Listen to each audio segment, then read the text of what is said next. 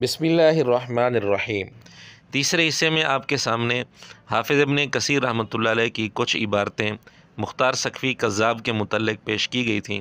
اور یہ ثابت کیا گیا تھا کہ مرزا جہلمی نے جو ابن کثیر رحمۃ اللہ علیہ کے متعلق یہ کہا کہ انہوں نے مختار سقفی کی تعریف کی ہے، یہ بالکل حقیقت کے برعکس بات ہے اور غلط بات ہے، یہ مرزا جہلمی کا دھوکہ ہے۔ اس چوتھے حصے میں آپ کے سامنے ابن کثیر رحمۃ اللہ علیہ کی مزید کچھ عبارتیں مختار سقفی کذاب کے متعلق پیش کی جا رہی ہیں۔ ابن کثیر رحمۃ اللہ علیہ لکھتے ہیں، سیدنا علی رضی اللہ تعالیٰ عنہ کی شہادت کے بعد جب سیدنا حسن رضی اللہ تعالیٰ عنہ لشکر لے کر شام کی طرف جا رہے تھے قتال کے لیے، راستے میں ان کے اپنے ہی لوگوں نے سیدنا حسن رضی اللہ تعالیٰ عنہ کو زخمی کیا، اور زخمی ہونے کی حالت میں وہ مدائن چلے گئے۔ مدائن میں مختار سقفی کذاب کا جو چچا تھا وہ گورنر تھا، تو مختار سقفی بھی اس موقع پر موجود تھا۔ مختار سقفی نے اس موقع پر اپنے چچا سعد بن مسعود کو یہ مشورہ دیا کہ آپ ایسا کریں،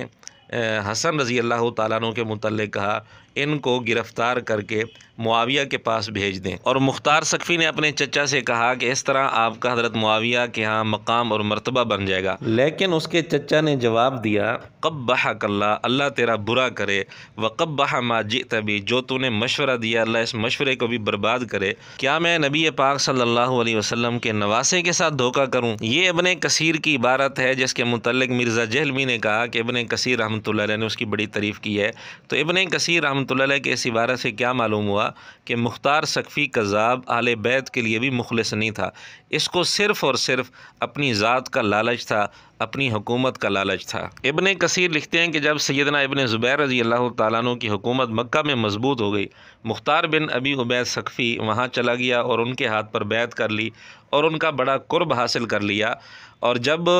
حسین بن نمیر نے محاصرہ کیا، اہل شام کا لشکر لے کر مکہ میں گیا اور محاصرہ کیا، تو مختار نے ابن زبیر رضی اللہ تعالیٰ عنہ کے صف میں ان کے لشکر میں شامل ہو کر بڑا سخت مارکہ کیا اور اس نے بڑی سخت لڑائی لڑی، لیکن جب اس کو پتہ چلا کہ یزید مر گیا ہے، حضرت معاویہ رضی اللہ تعالیٰ عنہ کا بیٹا،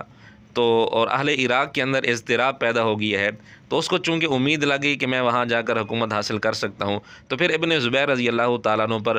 مختلف قسم کے اعتراضات کرنے لگا، اور اس طرح کسی طریقے سے بہانہ بنا کر وہ پھر عراق کے اندر کوفہ کے اندر چلا آیا۔ اس سے بھی معلوم ہوتا ہے کہ ابن زبیر رضی اللہ تعالیٰ عنہ کے پاس جانے کا مقصد بھی یہی تھا کہ مجھے کوئی عہدہ مل جائے، مجھے کوئی حکومت مل جائے۔ پھر جب اس کو امید لگی کہ عراق میں میری حکومت قائم ہو سکتی ہے، تو پھر وہ عراق میں چلا آیا، یعنی کوفہ کے اندر چلا آیا۔ یہ تو ایک حقیقت ہے کہ مختار سقفی نے سیدنا حسین رضی اللہ تعالیٰ عنہ کے قاتلوں کو چن چن کر قتل کیا تھا، یہ کام تو بہت اچھا تھا، اور اسی لیے ابن کثیر رحمۃ اللہ علیہ لکھتے ہیں کہ اس مقام میں آ کر شیعہ مختار سقفی کے دیوانے ہو جاتے ہیں، کیونکہ اس نے سیدنا حسین رضی اللہ تعالیٰ عنہ کا انتقام لیا تھا۔ تو پھر اس کے بعد لکھتے ہیں کہ اس بات میں کوئی شک نہیں کہ قاتلین حسین کو قتل کرنا ایک ضروری چیز تھی اور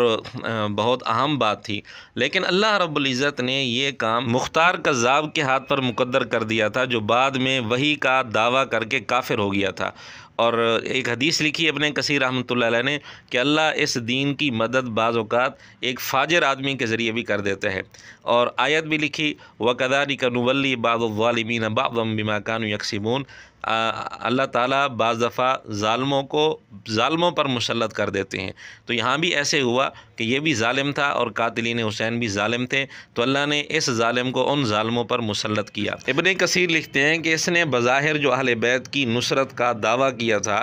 یہ در حقیقت اس نے ڈھال بنایا ہوا تھا تاکہ کوفہ میں موجود شیعہ لوگوں کو اپنے ارد گرد جمع کر کے اپنی حکومت قائم کر سکے۔ مختار سقفی نے ایک ڈرامہ بھی کیا تھا، ایک کرسی اپنے لیے بنوائی، اس کرسی کی خاص اہمیت لوگوں کے دلوں میں بٹھائی کہ اس کی بڑی برکات ہیں، جنگ کے دوران اس کرسی کی بڑی برکات ظاہر ہوتی ہیں، تو اس کا تذکرہ کر کے ابن کثیر رحمۃ اللہ علیہ لکھتے ہیں کہ اس قسم کی حرکتیں اس بات کی دلیل ہیں کہ مختار سقفی اور اس کے متبعین کم عقل تھے، کم علم تھے، جہالت ان میں بہت زیادہ تھی، اور باطل چیزوں کو وہ اپنے متبعین کے سامنے رواج دیتا تھا اور باطل کو حق کے ساتھ خلط ملط کر دیتا تھا تاکہ جاہل لوگوں کو اپنے ارد گرد جمع کر سکے۔ مختار سقفی نے چونکہ قاتلین حسین سے انتقام کا نعرہ لگا کر لوگوں کو اپنے ارد گرد جمع کرنا تھا،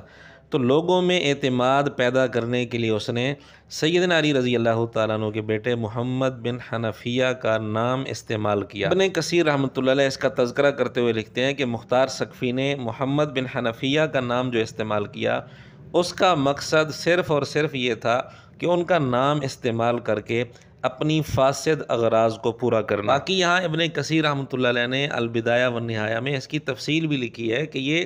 محمد بن حنفیہ کی طرف نسبت کر کے جھوٹے خطوط لکھا کرتا تھا اور لوگوں کے سامنے یہ ظاہر کرتا تھا کہ محمد بن حنفیہ نے مجھے یہ خط لکھے ہیں۔ ایک جگہ ابن کثیر رحمۃ اللہ علیہ لکھتے ہیں کہ مختار سقفی نے علی بن حسین یعنی امام زین العابدین رحمۃ اللہ علیہ کو 1,00,000 درہم بھیجا۔ اب امام زین العابدین ان کو قبول بھی نہیں کرنا چاہتے تھے اور فتنے کی وجہ سے واپس کرتے ہوئے بھی گھبرا رہے تھے۔ انہوں نے وہ 1,00,000 درہم اپنے پاس رکھ لیے۔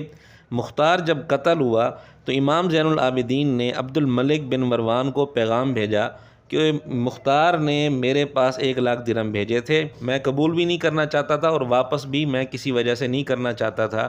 تو کسی آدمی کو بھیج دو مجھ سے وصول کر لے۔ عبد الملک بن مروان نے کہا، اے چچا زاد آپ اس کو لے لیں، میں نے آپ کے لیے یہ حلال کر دیے۔ انہوں نے پھر وہ 1,00,000 درہم قبول کر لیے، یعنی امام زین العابدین نے عبد الملک بن مروان سے تو 1,00,000 درہم قبول کر لیے اس کی طرف سے اس کی اجازت دینے پر، لیکن مختار سقفی سے ان کو قبول کرنا گوارا نہ کیا۔ ان چند عبارات کا حاصل یہ ہوا کہ ابن کثیر رحمۃ اللہ علیہ کے بقول مختار سقفی کم عقل تھا، کم علم تھا اور اہل بیت کے ساتھ محبت کا نعرہ لگا کر اس نے ڈرامہ رچایا تھا، اس کی نیت صحیح نہیں تھی، وہ اہل بیت کے ساتھ بھی مخلص نہیں تھا، اور اسی طرح ائمہ اہل بیت کو بھی اس پر کوئی خاص اعتماد نہیں تھا۔ لیکن مرزا جہلمی اس کے دفاع میں لگا ہوا ہے، اس کو کذاب تک کہنے کے لیے تیار نہیں، جبکہ ابن کثیر نے اس کو ضال، مضل، کافر، فاجر، کذاب اور پتہ نہیں کیا کچھ کہا ہے۔ لیکن مرزے نے ابن کثیر رحمۃ اللہ علیہ پر جھوٹ بول دیا کہ انہوں نے مختار سقفی کی تعریف کی ہے، حالانکہ تیسرے اور چوتھے حصے میں آپ کے سامنے ابن کثیر رحمۃ اللہ علیہ کی چند عبارات ہم نے پیش کر دی ہیں، جن سے یہ بات ثابت ہو گئی کہ مرزا جہلمی نے ابن کثیر رحمۃ اللہ علیہ پر جھوٹ بولا ہے۔